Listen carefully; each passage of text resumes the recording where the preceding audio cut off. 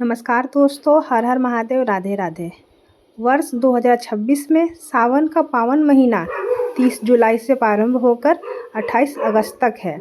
यह महीना महादेव की आराधना के लिए जितना कल्याणकारी है, उसके नियम उतने ही कड़े और महत्वपूर्ण हैं। अनजाने में की गई छोटी सी गलती भी आपके व्रत और पूजा के फल को शून्य कर सकती है। इसीलिए इस पवित्र महीने में कुछ विशेष बातों का ध्यान रखना बेहद ज़रूरी है। सबसे पहली और बड़ी गलती लोग शिवलिंग पर जल चढ़ाते समय करते हैं। अक्सर भक्त मंदिर के नल या शिवालय के प्रांगण से ही जल भरकर शिवजी पर अर्पित कर देते हैं। शास्त्रों में इसे वर्जित माना गया है। हमेशा अपने घर की रसोई या मटके से तांबे, चांदी या पीतल के लोटे में जल भरकर मंदिर जाना चाहिए। जब आप घर से जल लेकर निकलते हैं तो वह जल रास्ते भर आपके घर की नकारात्मकता, बीमारियों और कष्टों को अपने भीतर सोख लेता है।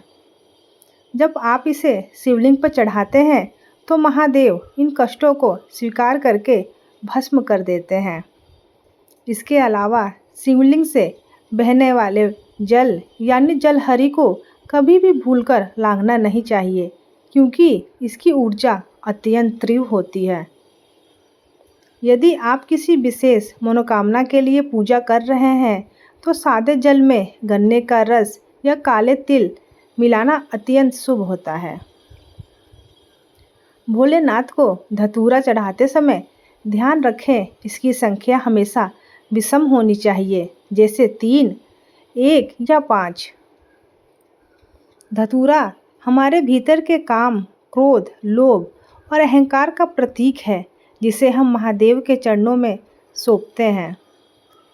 एक बात का विशेष ध्यान रखें कि पंचामृत को कभी भी तांबे के बर्तन में ना रखें।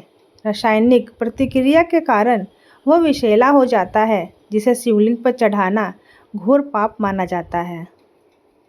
पंचामृत के लिए हमेशा पीतल या चांदी के पात्र का ही प्रयोग करें। व्रत रखने वाले भक्तों के लिए खान पान के भी कड़े नियम हैं। सावन में व्रतधारियों को दूध पीने की सख्त मनाही होती है। धार्मिक रूप से दूध शिवजी के विष की जलन को शांत करने के लिए उन्हें अर्पित होता है।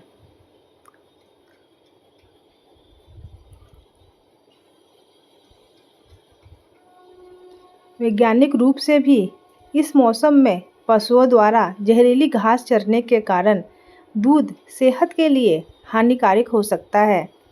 वहीं व्रत में खाए जाने वाले कुट्टू के आटे का प्रयोग करने से पहले उसे धूप में सुखाकर बारीक छन्नी से 3 बार जरूर छानें, क्योंकि सीलन की वजह से इसमें सूक्ष्म कीड़े हो सकते हैं, जिन्हें बिना छाने खाना जीव हत्या के पाप के बराबर माना गया है। शास्त्रों में रुद्राक्ष धारण करने के भी सख्त नियम बताए गए हैं। रुद्राक्ष साक्षात महादेव का अंश है, इसलिए इसे कभी भी शमशान घाट या शव यात्रा में पहनकर नहीं जाना चाहिए। साथ ही रात को सोते समय इसे उतारकर हमेशा पूजा स्थान पर रखना चाहिए।